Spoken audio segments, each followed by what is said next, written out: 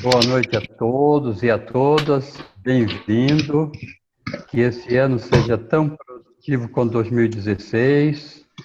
Estamos aqui novamente para reiniciar nossos estudos.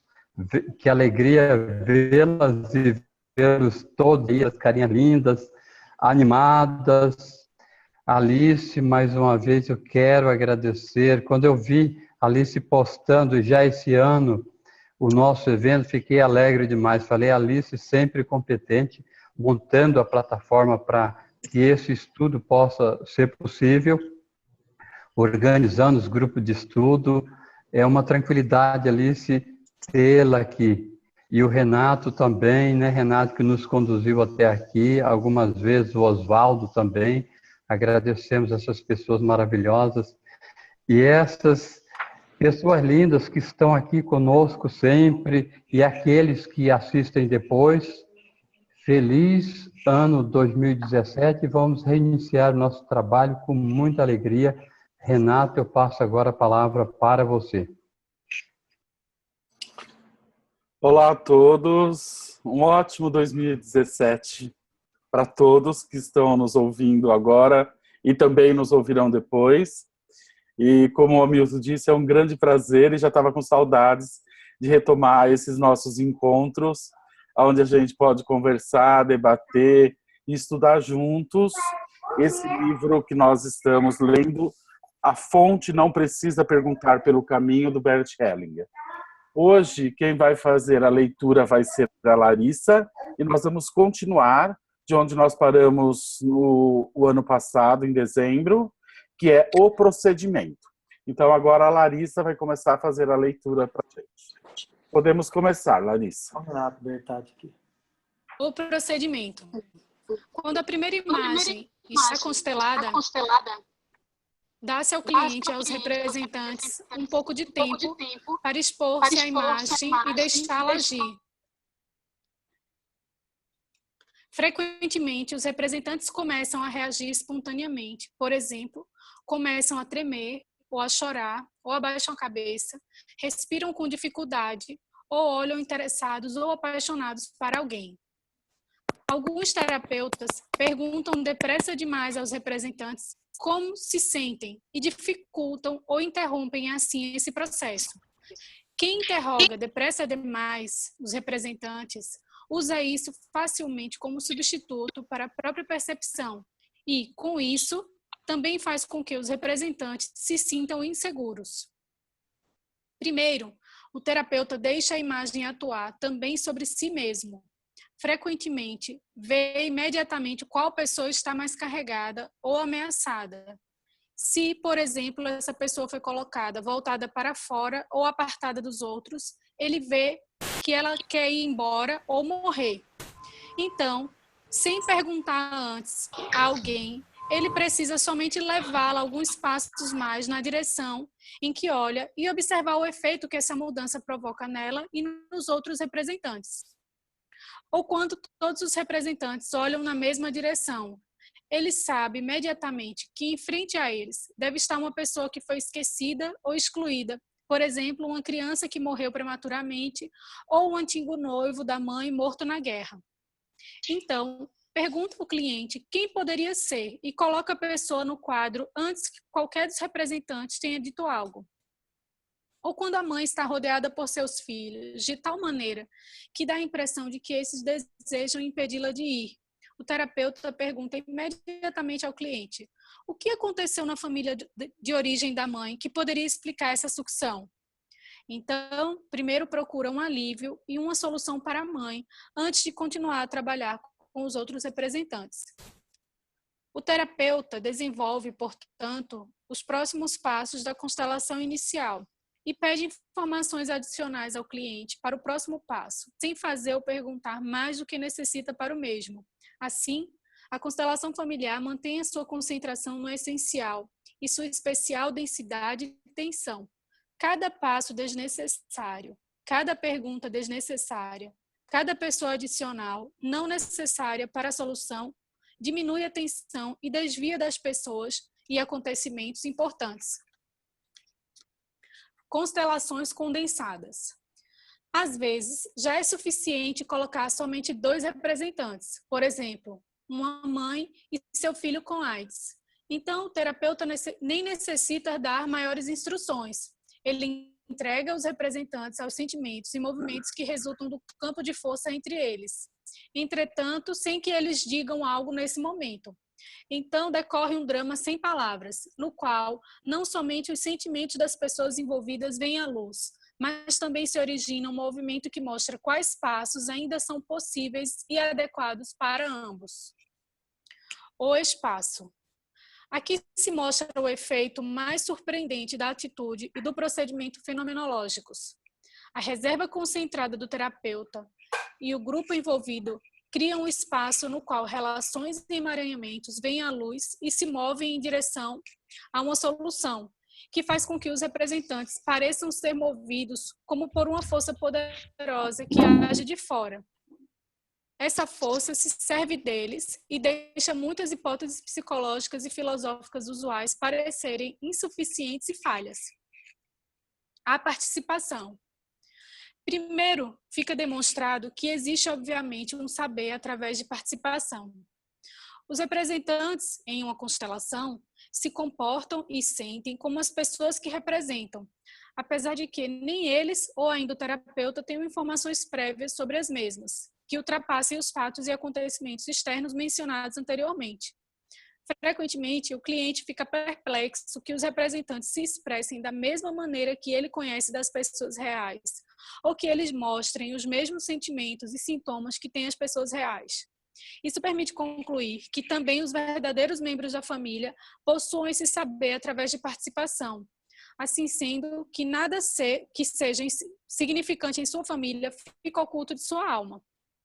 Há pouco tempo, uma conhecida relatou acerca de uma mulher cujo pai era judeu, mas que havia ocultado isso de seus filhos, deixando também com que todos fossem batizados.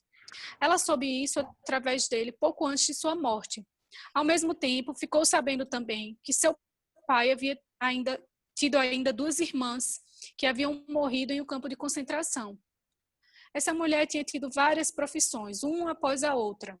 Primeiro foi camponesa, e então havia restaurado móveis antigos antes de escolher a sua atual profissão terapêutica. Quando então investigou para saber mais sobre as condições de vida de suas falecidas tias, veio à luz que uma administrava uma fazenda e a outra uma loja de antiguidades. Sem saber disso, havia seguido ambas em suas profissões e assim havia se ligado a elas. O campo de força. Isso continua sendo inexplicável. Rupert Sheldrake comprovou, através de muitas observações e experiências, que cachorros mostram, através de seu comportamento, que sentem imediatamente quando o seu dono ou sua dona ausente toma o caminho de casa e que também notam imediatamente quando a volta para casa se interrompe. Eles sentem isso, às vezes, até através de continentes. Portanto, deve existir um campo de força através do qual ambos estão diretamente ligados. Os mortos. As constelações familiares, a partir do comportamento dos representantes e, com isso, também naturalmente a partir do comportamento e dos destinos dos verdadeiros membros da família, ainda fica claro que eles estão ligados a pessoas que já morreram há muito tempo. Senão, como se pode explicar que uma família, durante os últimos 100 anos, 3 homens de diferentes gerações se suicidaram com 27 anos no dia 31 de dezembro e que investigações mostraram que o primeiro marido da bisavó morreu com 27 anos no dia 31 de dezembro e provavelmente tenha sido envenenado pela bisavó e seu futuro marido. A alma. Aqui atua mais do que um campo de força. Aqui atua uma alma em comum, que não somente une os vivos, mas também os membros falecidos da família. Essa alma envolve somente certos membros da família e vemos, pelo alcance de sua ação, quais os membros que abarca e são colocados a seu serviço. Começando com os últimos, são eles. Número 1, os filhos, inclusive os natimortos e falecidos. Número 2, os pais e seus irmãos. 3, os avós. 4, Às vezes, ainda um ou outro dos bisavós e até antepassados ainda mais longínquos. 5. Todos, e isso é especialmente significativo, que cederam lugar em benefício dos membros citados até agora, principalmente parceiros anteriores dos pais ou dos avós, e todos que, através de sua desventura ou morte, fizeram com que a família tivesse vantagens ou benefícios. Número 6. As vítimas de violência ou assassinato através de antigos membros dessa família. Sobre os últimos 2 grupos, desejo informar algo que somente foi trazido à luz através de experiências dos últimos tempos. Em constelações com descendentes de pessoas... Em constelações... Estou me ouvindo. Com descendentes de pessoas que acumularam grandes riquezas, chamou-me a atenção que os netos e bisnetos tinham maus destinos, que não eram compreensíveis somente a partir de acontecimentos no seio da família. Somente quando as vítimas, cuja morte ou desventura representaram o preço dessa riqueza, foram colocadas na constelação, veio à luz a extensão com que os seus destinos continuavam a atuar nessas famílias. Exemplos para isso eram trabalhadores que morreram na construção de uma linha férrea ou em sondagens de petróleo, sem que a sua contribuição para a riqueza e a prosperidade de suas empresas tenha sido reconhecida. Em muitas constelações, com descendentes de assassinos, por exemplo, de membros da SS durante o Terceiro Reich, mostrou-se que os seus netos e bisnetos queriam deitar-se ao lado das vítimas e assim estavam extremamente ameaçados de suicídio. A solução para os 2 grupos foi a mesma. As vítimas têm de ser olhadas e reconhecidas por todos os membros da família. Todos eles têm que se curvar perante elas e manifestar o seu pesar. Depois disso, os vencedores e agressores originais têm de se deitar ao lado das vítimas e os demais membros da família têm de deixá-los ir para lá. Somente então os descendentes ficam desobrigados. Aqui fica claro que esses membros da família se comportam como se tivessem uma alma em comum e como se tivessem sido tomados a serviço por uma instância superior em comum e como se essa instância servisse a certas ordens e perseguisse determinados objetivos. O amor. Primeiro vemos que essa alma une os membros da família uns aos outros. Isso vai tão longe que uma criança sente o anseio de seguir na morte o pai ou a mãe mortos prematuramente. Também pais ou avós querem, às vezes, seguir na morte um filho ou neto falecido. E observamos esse anseio também entre parceiros. Quando um morre, frequentemente o outro também não quer mais viver.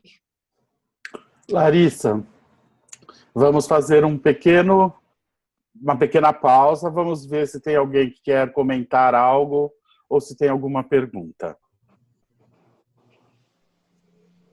Eu tenho uma. Ok. Pode fazer, Larissa. Eu fiquei bastante reflexiva nessa parte aqui da solução, né? Que as vítimas têm que ser olhadas por todos os membros da família. Mas quando isso não é possível, apenas uma pessoa olhando para isso, fazendo essa reflexão, de certo modo, existe o desemaranhamento?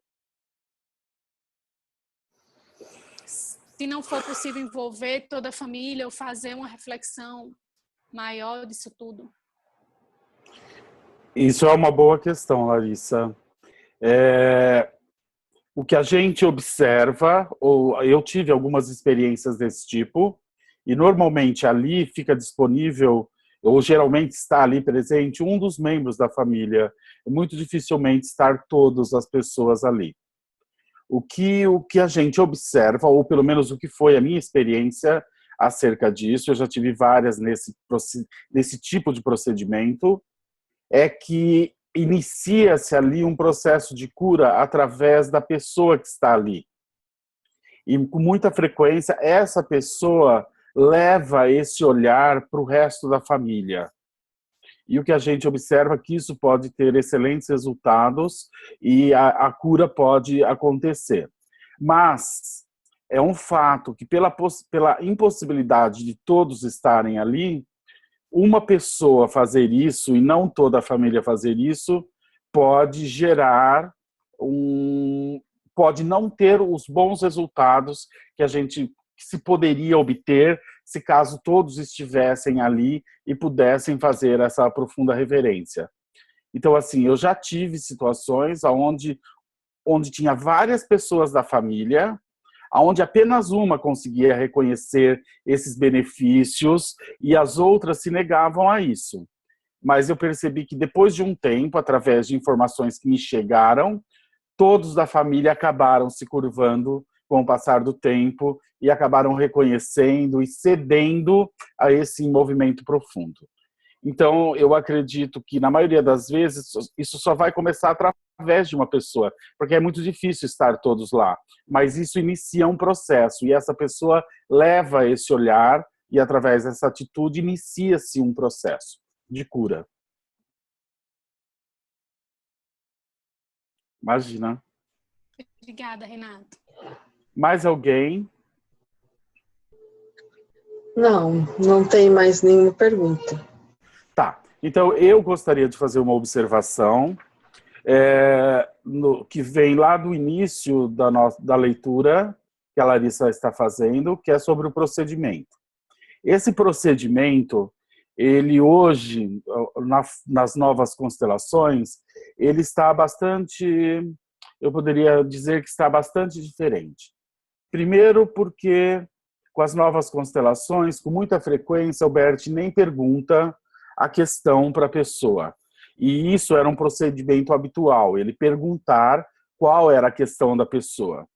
Outra coisa que mudou bastante é que, além de ele perguntar antigamente qual era a questão, ele com muita frequência fazia algumas perguntas sobre fatos que pudessem ter relevância sistêmica antes de iniciar o processo. Isso ele também hoje não faz mais. Outra diferença, antigamente, ele depois de dar um tempo, de colocar a primeira imagem, ter os representantes, como ele descreve aqui no procedimento, depois de um tempo, ele com muita frequência perguntava aos representantes o que estava acontecendo e permitia que esses representantes verbalizassem, ou de uma forma geral, quase sempre ele ouvia todos os representantes. Isso é um procedimento que hoje raramente eu vejo ele fazendo. A gente também já deixou isso de lado. Hoje os trabalhos eles acontecem de forma muito mais silenciosa e dando muito pouco espaço para que as pessoas falem ou compartilhem, os representantes falem ou compartilhem aquilo que eles estão sentindo. Só em determinados casos específicos que o Bert pergunta, mas de forma bem limitada. Essa é outra diferença dentro do processo da evolução das constelações. Outra diferença é que, com muita frequência, hoje o Bert, quando ele percebe que é necessário colocar mais uma pessoa ou que está faltando mais alguém dentro do processo, ele normalmente não pergunta mais por fatos. Hoje em dia eu percebo na evolução ou nas novas constelações que ele praticamente se desinteressou em saber dos fatos. Ele tem se retraído muito dessa atitude de, no meio da constelação, perguntar se a pessoa sabe de alguma coisa com essa pessoa, ou com o passado, ou com isso, ou com aquilo. Esses procedimentos, hoje em dia, eles se tornam totalmente raros, para não dizer que praticamente ele não usa mais. Então, eu gostaria de fazer essas observações acerca do procedimento, porque isso evoluiu muito, e hoje em dia a gente mudou bastante dessa atitude. Era isso que eu gostaria de fazer como observação acerca disso que foi lido. Mais alguma pergunta? Ou mais alguém quer fazer alguma observação? Tem outras pessoas aqui que vêm acompanhando as mudanças. E também quero dar espaço, caso vocês queiram fazer mais alguma observação que possa ter me passado desapercebido dentro dessas observações que eu já fiz aqui. Renato? Oi. Eu tenho uma pergunta, a Flávia. Tá bom, Flávia.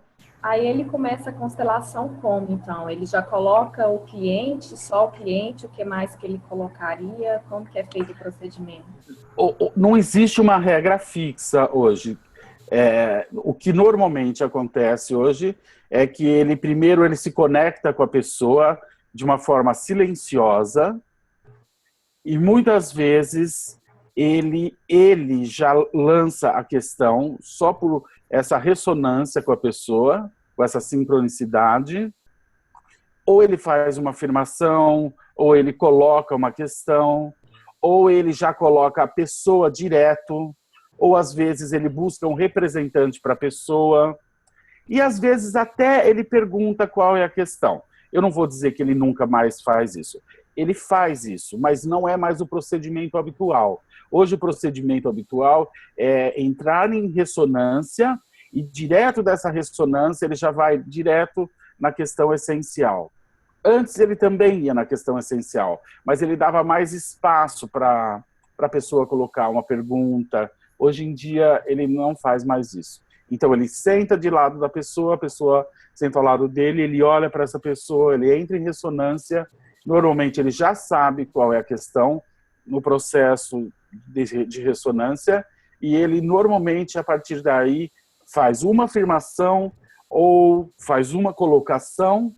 A partir daí ele já põe um representante para o cliente ou para a questão e daí sempre com o mínimo. E aí, se é necessário mais algum cliente, mais algum representante, o que normalmente é comum, né? A partir daí ele desenvolve o trabalho. Mas geralmente de uma forma muito silenciosa, deixando os representantes seguir os movimentos, que são movimentos muito profundos, e muito lentamente e silenciosamente ele vai deixando essa tensão que está presente na dinâmica emergir. E através do silêncio e dos movimentos, essas imagens elas vão ter uma profunda atuação dentro do cliente. É claro que além dele estar conectado com o campo, com tudo aquilo que está se revelando, ele está absolutamente atento ao cliente. E em ressonância com o cliente, com o campo, e muitas vezes também com a plateia, ele daí vem o próximo passo. Vem o próximo movimento, que seja dizer, às vezes, uma única palavra, às vezes acrescentar mais uma pessoa, às vezes fazer uma colocação para o próprio cliente ali ao lado. Então, o trabalho, basicamente, é um barulho. O que é esse barulho? Basicamente, o trabalho ele se tornou muito silencioso e muito mais sutil, por assim dizer. Obrigada. Nada. Renê, pode perguntar, seu microfone está aberto. Obrigado, Alice.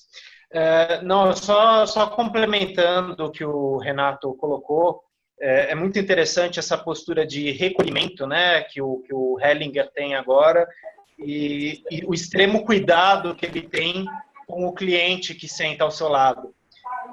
Só que também é muito interessante que, por vezes, ele, logo de início... desculpa, tá tendo interferência. É que logo no início, ele, às vezes, começa a perguntar questões para o indivíduo, ele começa a levantar questões com o indivíduo e, muitas vezes, não vai levar a uma constelação isso. É como se ele, através dessas questões, quisesse levar o cliente no futuro a uma constelação, como se ele percebesse que aquele cliente ainda não está preparado para aquilo, não está pronto. Então ele questiona, deixa aquela questão, então às vezes ele fala uma palavra, uma frase e deixa aquilo, né? Mas foi só uma complementação. Obrigado, Renê. Ótimo, exatamente. Acho que não tem mais perguntas. Ok, então, Larissa, vamos retomar o equilíbrio. O equilíbrio. Em segundo lugar, vemos que em uma família existe uma necessidade de equilíbrio entre ganho e perda através de gerações. Quer dizer, os ganhadores à custa de outros pagam com uma perda e assim equilibram. Ou, quando no caso dos ganhadores se trata de agressores, na maioria das vezes estes não pagam. Quem paga são os seus descendentes. Esses são convocados pela alma da família a restaurar o equilíbrio em lugar de seus antepassados, frequentemente sem que tenham consciência disso. A precedência dos anteriores. A alma da família dá primazia aos anteriores frente aos posteriores, e isso é o terceiro movimento ou ordem seguida pela alma da família. Um posterior está disposto a morrer por um anterior quando acha que pode assim evitar sua morte, ou ele está disposto a expiar pela culpa pendente de um anterior. Ou uma filha representa a antiga mulher de seu pai e se comporta em relação ao pai como sua companheira e em relação à mãe como uma rival. Se a antiga companheira sofreu injustiça, então a filha mostra frente aos pais os sentimentos dessa mulher. A completude. Aqui se torna visível também o quarto movimento ou ordem seguida pela alma da família. Ela dá atenção à completude da família e a restabelece em substituição com a ajuda de posteriores membros da mesma. Aqui, somente resumi sucintamente os movimentos da alma da família e as leis e ordens que ela segue. Eu os descrevo detalhadamente no meu livro, no Centro Sentimos Leveza, nos capítulos Culpa e Inocência nos Sistemas, Os Limites da Consciência e Corpo e Alma, Vida e Morte. Assim como em meu livro Ordens do Amor, no capítulo Céu e Terra. As soluções. A pergunta é: como é que o terapeuta encontra uma solução para os clientes? O que é aqui o procedimento fenomenológico? Ele vai do próximo ao distante e do restrito ao amplo. Quer dizer, em vez de olhar somente para o cliente, o terapeuta olha também para a sua família. E em vez de olhar somente para o cliente e sua família, olha para além de ambos, para o campo de força e a alma que os envolve. Pois sabe-se que o indivíduo e sua família estão envolvidos e ligados em um campo de força maior e em uma alma maior, e que por eles são utilizados para além de si mesmos e tomados a serviço. Do mesmo modo que a compreensão do problema e as suas possíveis soluções frequentemente só resultam da ligação com algo sempre maior. Portanto, se quero ajudar a alma do cliente, eu a vejo governada pela alma da família.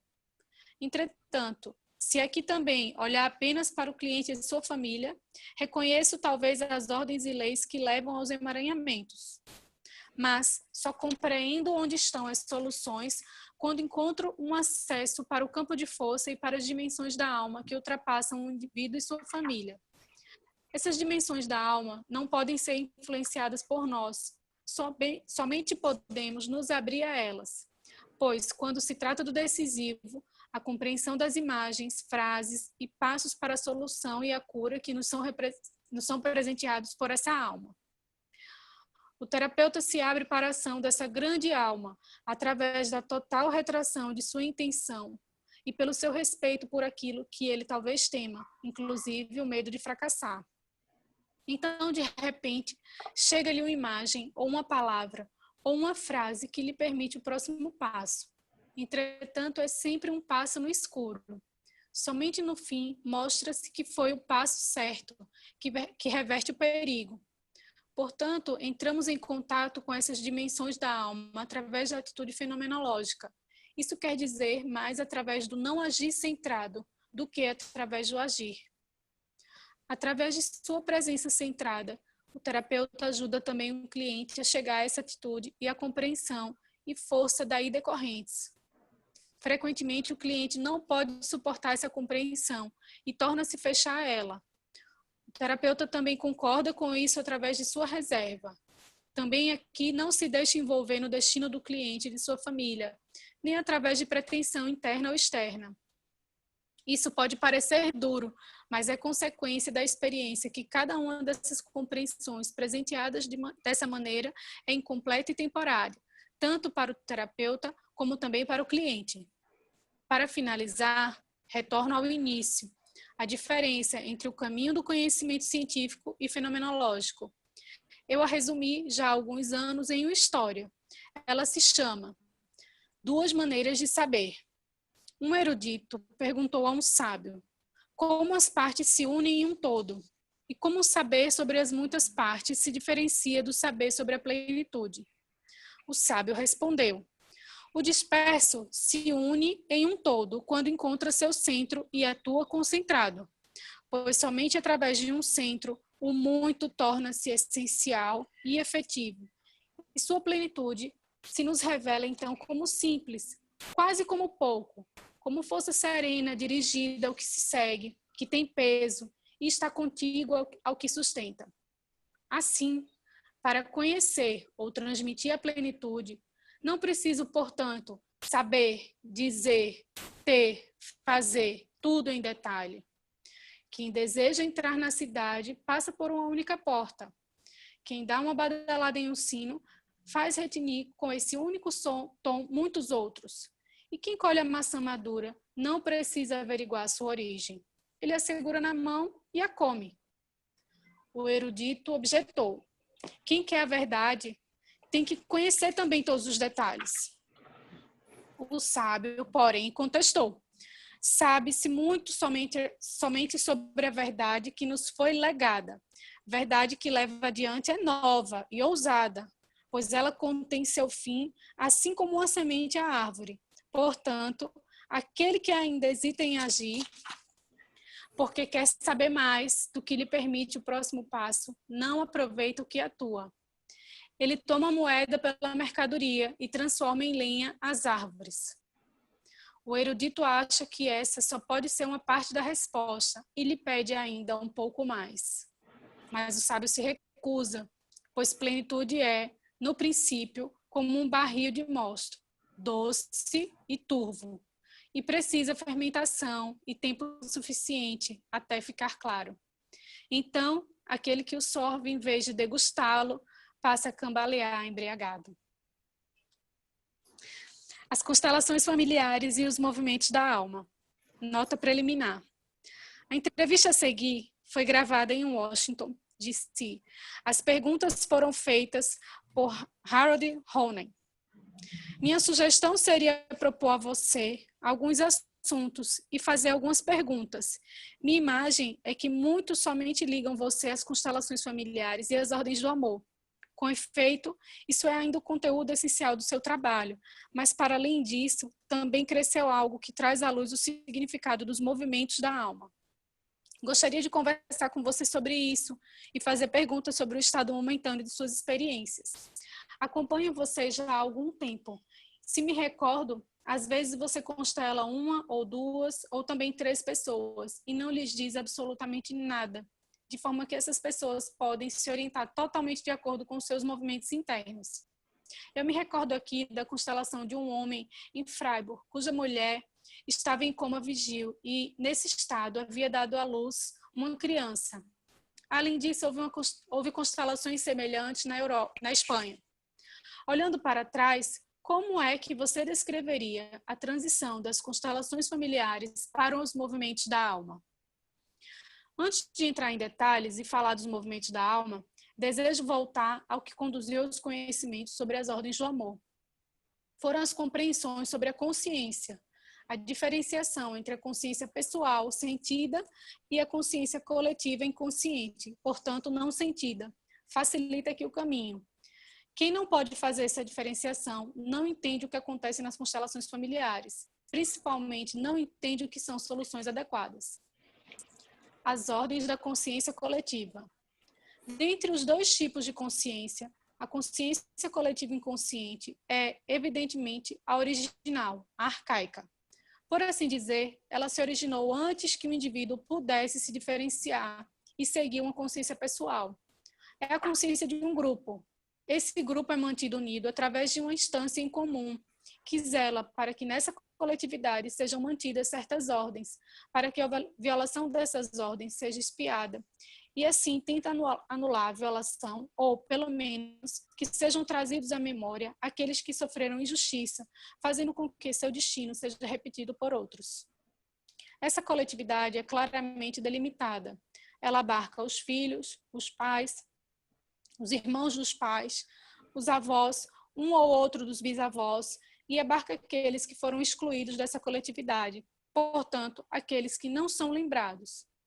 Estes são frequentemente os de morte prematura ou aqueles que foram expulsos por outros motivos, na maioria das vezes por motivos morais. A esta coletividade pertencem também aqueles aos quais nos tornamos devedores de maneira especial e que excluímos, por exemplo, a primeira mulher de um homem. E também pertencem àqueles que excluímos porque fizeram algo aos membros de nossa família e com os quais estamos zangados, portanto, os agressores e principalmente os assassinos. Parece que essa consciência coletiva não admite que mesmo esses sejam excluídos. Nesse último caso, não tenho certeza absoluta. Pode ser que o pertencer dos agressores venha à luz somente através dos movimentos da alma e ainda não tenha a ver com as ordens da consciência coletiva.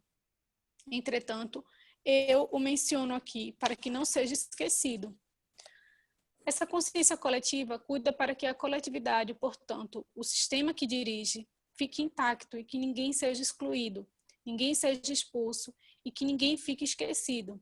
E se isso acontecer, essa consciência coletiva escolhe então um outro membro dessa família para que substitua esse membro excluído. Aqui atua uma compulsão coletiva de repetição, com a qual se tenta restaurar a perfeição, mesmo que na prática não tenha êxito dessa maneira. Aqui há, portanto, uma tentativa de compensação em andamento para que ninguém dos que pertencem seja perdido. Estranho é que essa consciência coletiva não diferencia entre bom e mal. As diferenciações morais que fazemos com a consciência pessoal são desconhecidas dessa consciência. Portanto, ela é pré-moral ou amoral, assim como quisermos denominar.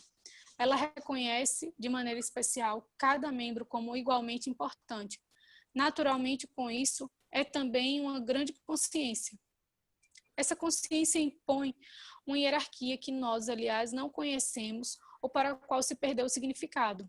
Essa hierarquia está em conformidade com o tempo. Quer dizer que os antigos membros têm precedência em relação àqueles que vêm mais tarde. Quando, portanto, um membro anterior é excluído, membros posteriores têm de substituí-lo. Com efeito, dessa maneira, exerce, em certo sentido, justiça perante os anteriores, mas não perante os posteriores. Os posteriores são sacrificados sem escrúpulos, a justiça perante os anteriores. Todas as outras vítimas, por exemplo, nas religiões, estão relacionadas com o fato de que, para expiação de injustiça anterior, os posteriores são sacrificados. Evidentemente, os posteriores assim sacrificados serão, para aqueles que vêm depois deles, os anteriores. Se por essa razão o destino dos assim sacrificados causa medo a outros membros da família, ou, se ela os despreza, exclui ou esquece, também o seu destino será repetido por posteriores, e assim também se rende justiça a eles no sentido dessa consciência. As ordens da consciência pessoal. Obviamente, mais tarde se desenvolveu a consciência que agora percebemos e sentimos como pessoal. Somos cientes dessa consciência. Nós a percebemos sentindo culpa e inocência. Através desses sentimentos opostos, sentimos o que essa consciência exige de nós e também percebemos se somos conformes a essa consciência ou não. Se a seguimos, sentimos-nos inocentes. Se não a seguimos, sentimos-nos culpados. Nesse contexto, culpa e inocência são vivenciadas em múltiplas variações. Primeiro, com relação ao pertencer, pois essa consciência cuida para que também continuemos pertencendo ao grupo ao qual pertencemos. Por um lado, é, na verdade, um órgão do saber, com o qual notamos imediatamente se estamos ligados a esse grupo ou não. Assim, ela é comparável ao senso de equilíbrio. Este é também um sentido sapiente. Assim que seguimos esse sentido, sentimos-nos em equilíbrio, e quando não o seguimos, sentimos vertigens. Essa sensação nos obriga a recuperar o equilíbrio e reconquistar o nosso estado. Todavia, ninguém dirá que o senso de equilíbrio é algo espiritual. Ele é algo físico, no mínimo tem a ver com o corpo. É algo instintivo, baseado em nossa natureza, e nos possibilita manter o equilíbrio. O senso de equilíbrio também é próprio de muitos outros seres vivos, mesmo das plantas. O mesmo vale, então, para essa consciência. Frequentemente é espiritualizada, como se fosse a voz de Deus em nossa alma. Mas é somente um instinto com cuja ajuda percebemos instintivamente se pertencemos ou não. O pertencer depende de que entendamos o que é considerado importante no grupo e ao que devemos corresponder para que possamos pertencer. Por exemplo, temos para isso que adotar a crença desse grupo. Essa pode ser uma crença religiosa ou política, ou, de qualquer modo, uma crença.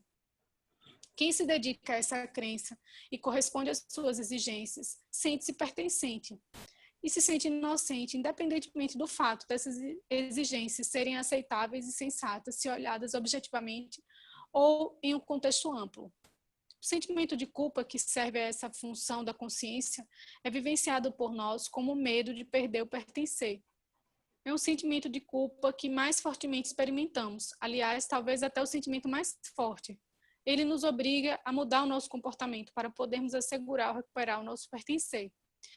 Nesse contexto, a inocência é experimentada como o direito de podermos pertencer. Essa inocência é talvez o mais profundo sentimento de felicidade e é o fundamento dos piores emaranhamentos, porque, devido à necessidade de pertencer, fazemos tudo, também aquilo que nos prejudica, para que possamos manter esse sentimento. Entretanto, para que possamos nos desenvolver, essa consciência, as funções de culpa e inocência têm de ser compreendidas. Portanto, é necessário um esclarecimento que desmascare a mistificação dessa consciência e nos possibilite sobrepujá-la. Essa consciência pessoal vigia também o equilíbrio entre o dar e o tomar. Isto é, a necessidade de compensação é uma necessidade da consciência. Quem dá, espera receber algo. Quem recebe algo, sente-se no dever de dar algo. Essa necessidade de compensação possibilita e fomenta o intercâmbio em um grupo. Larissa, só um minutinho. Você poderia ler um pouquinho mais devagar, por favor? Sim, perdão. Renato, Sim. tem 2 perguntas. Se você... Então, se já tem perguntas, vamos aproveitar e já respondemos. Cláudia, pode abrir seu microfone. Oi, boa noite. Vocês estão me ouvindo? Oi, Cláudia, estou te ouvindo sim. Pode perguntar. Tá. Aqui, voltando um pouquinho mais atrás, quando ele começa a falar, na verdade não eram, 2 perguntas, mas eu acho que dá para eu formular em uma só. Quando ele começa a falar sobre a diferenciação entre a consciência pessoal e a consciência coletiva inconsciente. Aí lá pelas tantas, ele diz, né, que mesmo os assassinos, parece que a consciência coletiva não admite que mesmo esses sejam excluídos. E aí ele diz, nesse último caso, não tenho certeza absoluta. Pode ser que o pertencer dos agressores venha à luz somente através do movimento da alma e ainda não tenha a ver com as ordens da consciência coletiva. Eu não entendi muito bem isso, essa passagem. Sim.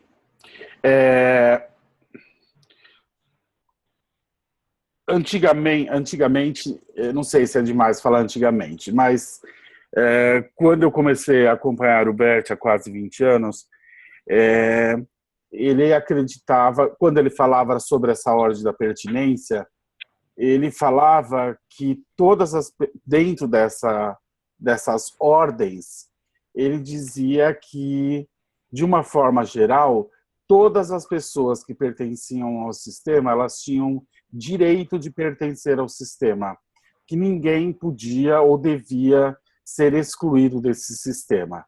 E que existia uma única exceção a isso, que era quando uma pessoa dentro da família matava, se tornava um assassino de uma pessoa dentro da própria família.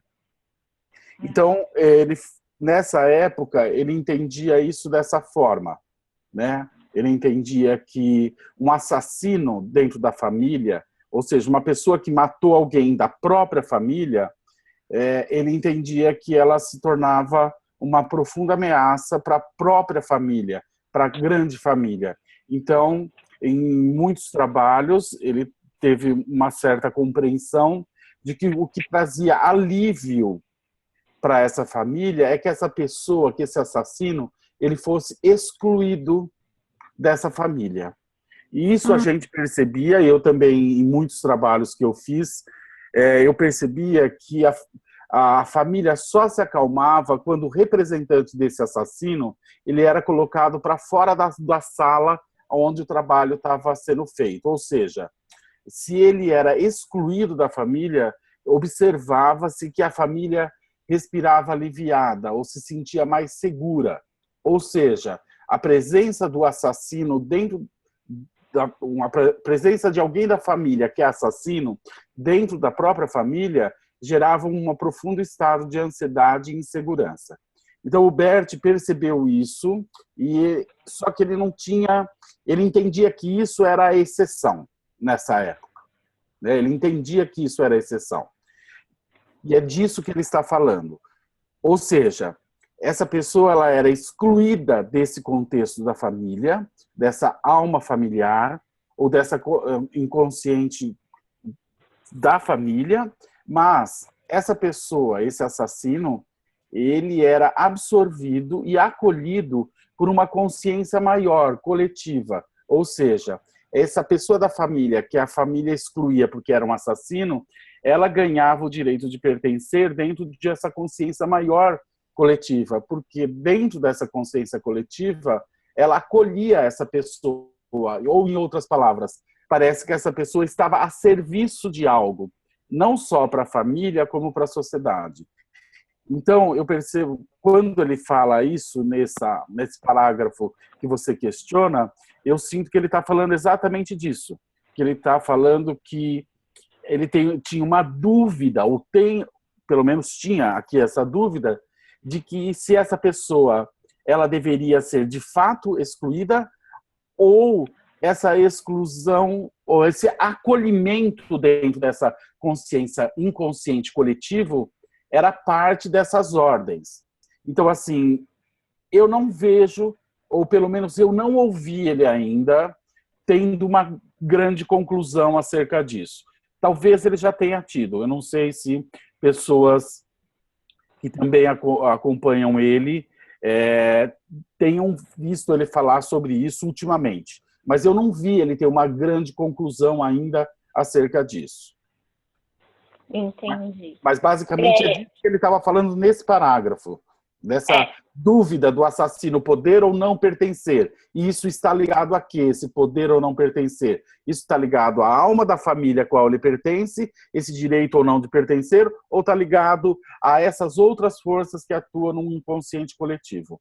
Então ele tinha dúvidas sobre isso, ele não tinha ainda uma clareza de compreensão ainda acerca disso. Ah, entendi agora. Obrigada, Renato. Imagina. Mais pergunta? Não. Então, Larissa, vamos continuar? Nós paramos intercâmbio em um grupo. Renato, eu tinha uma pergunta aqui nessa parte também, se for possível. Claro, pois não. Para mim é um pouco complicado compreender essa parte assim, dos agressores e assassinos também fazerem parte, né, que faz parte dessa coletividade também. Porque a vítima, ou então quem trouxe com o sofrimento, trouxe algum benefício para aquela família, ele proporcionou a continuidade daquela família. É um pouco mais fácil de compreender, mas o agressor e o assassino, eu sinto essa dificuldade de entender o motivo pelo qual eles também fazem parte, apesar da gente ver isso nas constelações, né? Isso é algo que se constata em muitas constelações. Eu fiquei agora com essa dúvida martelando. Quando nós olhamos para isso sobre um aspecto moral, é Larissa que está perguntando, né? Então, quando nós olhamos sobre esse aspecto moral, Larissa, isso é algo que se torna inaceitável. Porque essa moral, ela rege, estabelece regras, valores e ordens dentro de um convívio coletivo. Então, assim, quando nós olhamos para isso dessa forma, isso se torna algo inaceitável. A questão é que quando você ultrapassa algo que vai além da moral, quando você ultrapassa algo que vai além dessas regras e desses valores de grupos limitados, o que a gente observa é que a conexão do assassino com a vítima, eles têm uma profunda ligação. Em outras palavras, quando você se abre para olhar para algo que vai para além da moral, essa relação entre vítima e perpetrador, ela se estabelece através de um vínculo muito profundo, onde na maioria das vezes, ou com uma certa frequência, a gente fica muito assustado ao perceber que a vítima desejava, ansiava e procurava pelo perpetrador. E o perpetrador também desejava e ansiava em busca de uma vítima. Então, quando eu ultrapasso a dimensão da moral, eu às vezes me assusto de perceber que essa ligação entre a vítima e o perpetrador é uma ligação muito mais profunda que transcende essa relação moral e de conflitos que podem existir dentro dessa dimensão. Em outras palavras, dizendo de uma forma bem prática, numa constelação onde colocamos vítimas e perpetrador e o terapeuta se abre para a dimensão muito mais ampla, sabe que muita frequência acontece no final? A vítima agradece ao perpetrador por aquilo que ele fez com ela. Em outras palavras, a vítima costuma dizer, no fundo, eu queria isso mesmo, muito obrigado. E eles ficam em paz, na morte.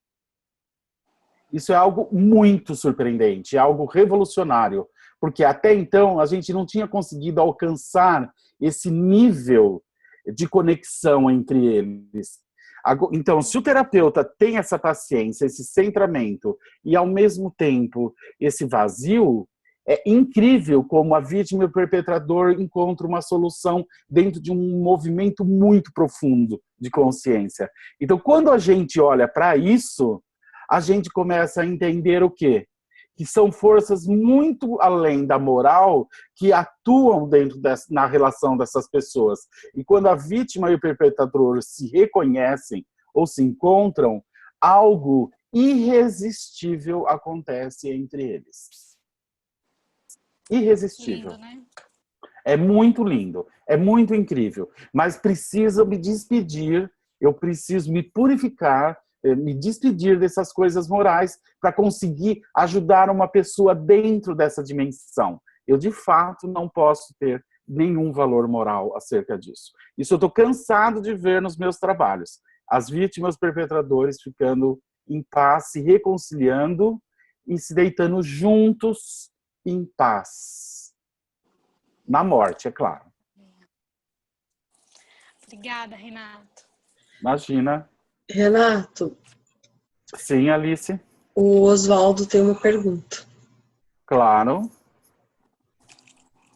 Não, na verdade não é uma pergunta. Eu estava pensando, né, Renato, um primeiro passo até conseguir chegar nesse estágio, muitas vezes quando a gente olha para uma situação assim, a gente para perguntar a serviço do que isso aconteceu.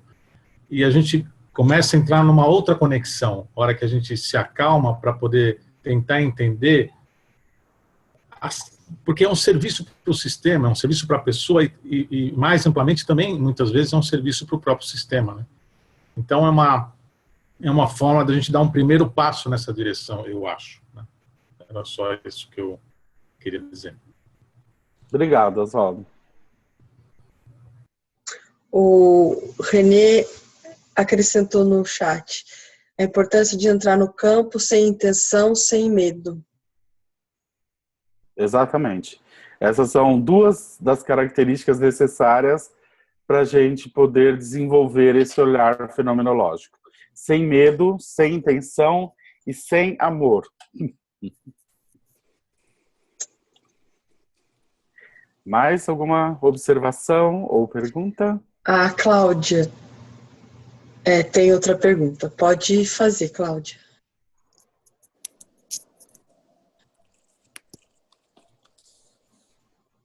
Oi. Quando você estava falando dessa reconciliação entre o agressor e a vítima, isso tem a ver com aqueles casos de abuso sexual, de padrasto com o enteado, ou do filho com o pai, que a gente discutiu já anteriormente? Seria algo daquele gênero também? Não, nós não podemos igualar isso, e normalmente as soluções elas acontecem de formas diferentes. Nós não podemos comparar isso, essa questão do assassino e da vítima, como esses casos de estupro e de abuso. O que está atuando aí são outras dinâmicas, e que normalmente existe por trás nessas situações de abusos dentro da família, tem a ver com o equilíbrio de troca. Geralmente o abuso ele entra como uma forma de compensação, de pagamento de um desequilíbrio de troca. Então, as dinâmicas aí, elas são absolutamente distintas, diferentes dessa dinâmica de assassino e assassinato. A gente não pode colocar isso junto ou achar que as dinâmicas são as mesmas. Não, não são. Tá, entendi. Beleza, obrigada, Renato. Nada.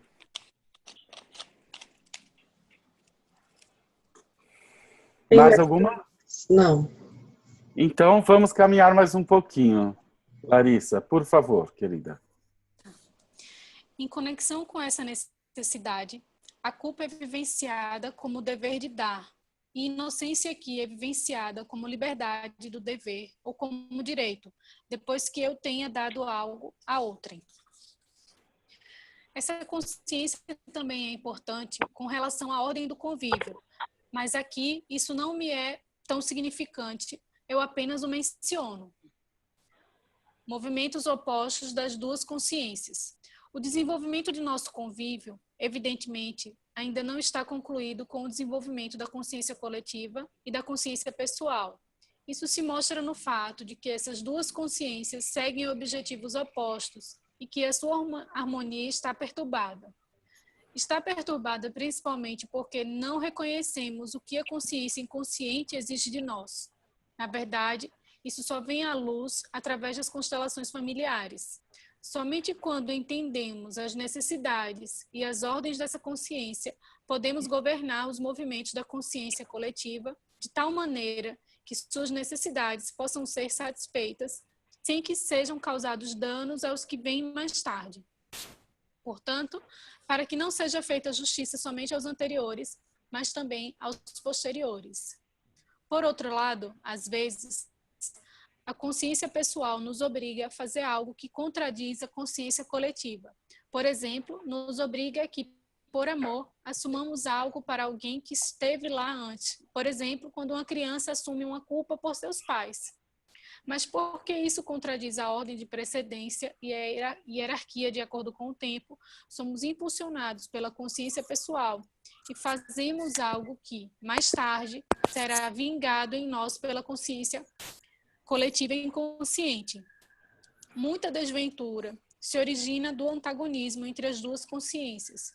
Portanto, deve-se entender que tanto as necessidades da consciência consciente como também as necessidades da consciência coletiva, às vezes agem contra uma solução, que é certa para todos e serve à felicidade de todos os envolvidos. Quando entendemos isso, vemos que o caminho para as soluções mais abrangentes exige de nós uma purificação e a ultrapassagem de limites, tanto da consciência pessoal quanto da coletiva, mas de maneira que satisfaça e una as necessidades dessas duas consciências em plano mais elevado. Os movimentos da alma. O movimento que nos possibilita escapar da pressão das duas consciências é um movimento da alma. Isto é, quando nos libertamos da pressão dessas duas consciências sem desrespeitá-las, mas respeitando-as de maneira mais elevada que antes. Algo em nós se põe em movimento, um movimento que conduz a soluções que ultrapassam em muito o que nossas consciências nos possibilitam e exigem. Esses movimentos são, evidentemente, autônomos. Esses movimentos se põem em marcha tão logo as duas consciências tenham perdido o poder nos seus maus aspectos, principalmente quando estão desapoderadas no terapeuta, de forma que ele não tenha que segui-las, podendo se abrir a contextos mais amplos. Esses movimentos conduzem a soluções que incluem os opostos e diferentes e os dignificam da mesma maneira, que dão lugar ao todo e a ele a posição adequada e, portanto, reconciliam o que antes parecia ser irreconciliável. Bom, Experiências... Larissa, vamos parar por aqui. Eu vou dar mais um espaço caso tenha mais alguma pergunta, porque já chegamos no horário, né, Alice? Sim. Então, vamos parar a leitura por aqui. Eu agradeço, Larissa. Muito obrigado, querida. E quero, de novo, abrir espaço se pessoas queiram compartilhar algo, se pessoas queiram fazer mais perguntas. Então, a gente reserva mais um tempinho para perguntas, ou para algo que você queira compartilhar.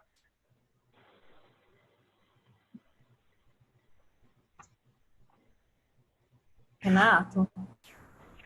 Sim. É a Flávia.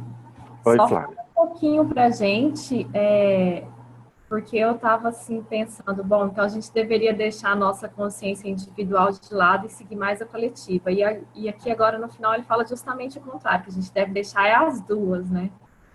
E aí eu estou um pouco confusa em como e o que a gente deveria seguir, então, como a gente deveria sentir esses outros movimentos da alma.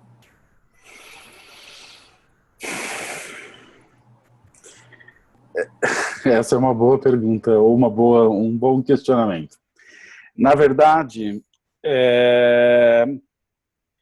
esse deveria, não sei se é a palavra adequada, né, dentro dessa sua colocação. Tudo isso é um processo de ampliação de consciência.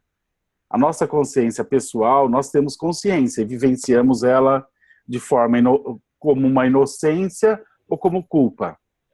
E ela tem limites, e esses limites são muito estreitos. Ela é baseada no certo e no errado, né?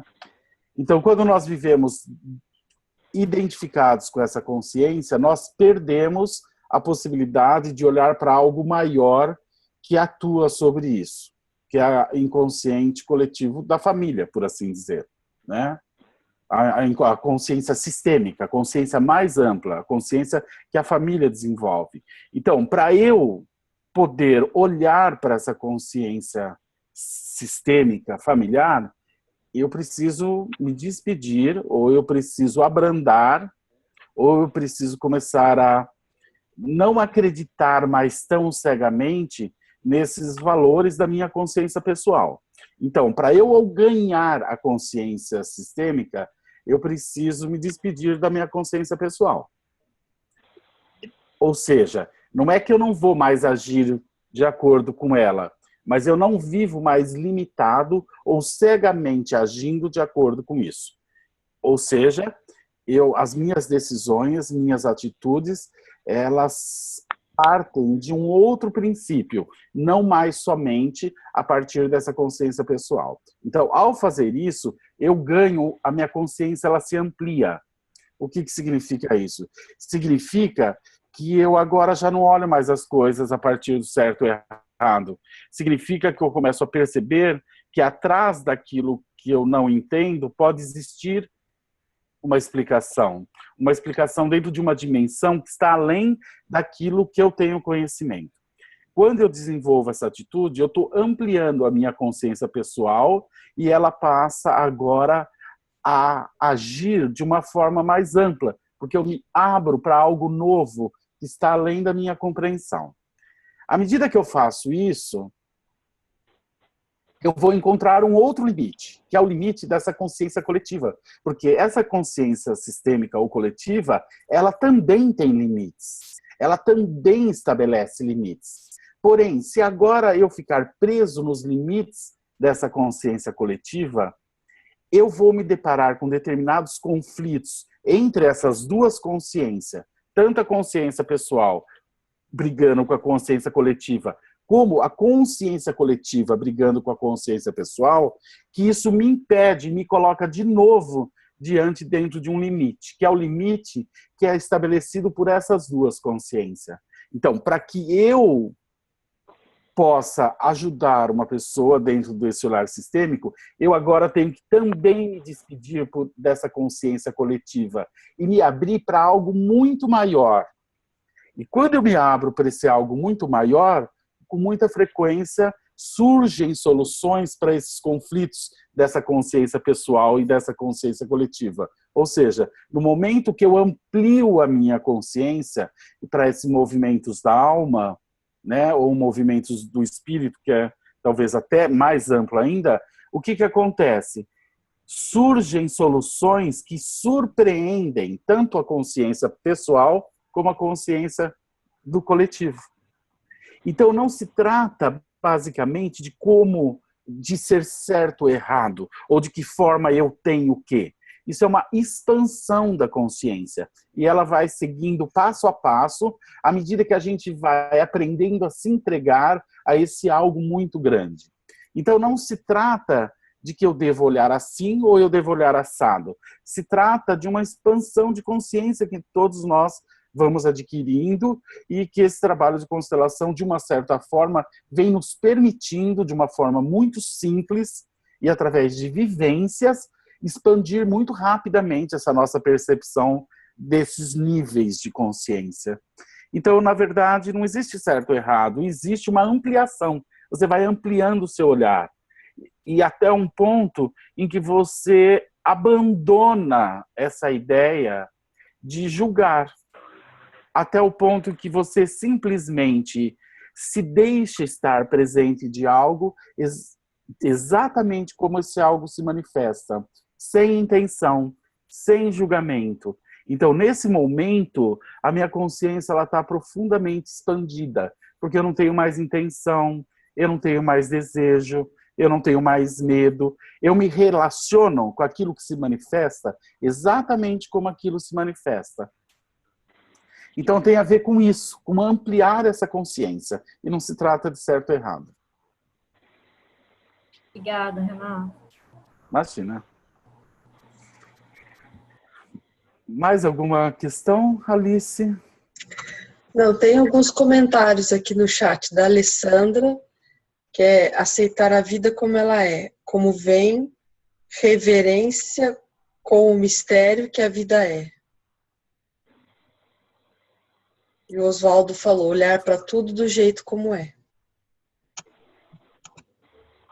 É isso. Exatamente. Exatamente. Em outras palavras, o Bert nos diz com muita frequência que esse olhar nos permite vivenciar o amor na sua maior dimensão. E vivenciar o amor dentro da sua maior dimensão é ficar de acordo com as pessoas e com a vida e com o que nós sentimos exatamente como eles são. Né? Isso é vivenciar o amor na sua plenitude, é estar de acordo com tudo. Exatamente como é.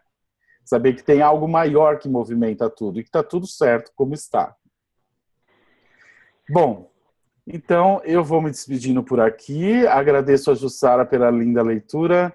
Agradeço as pessoas pelas perguntas, pelos comentários.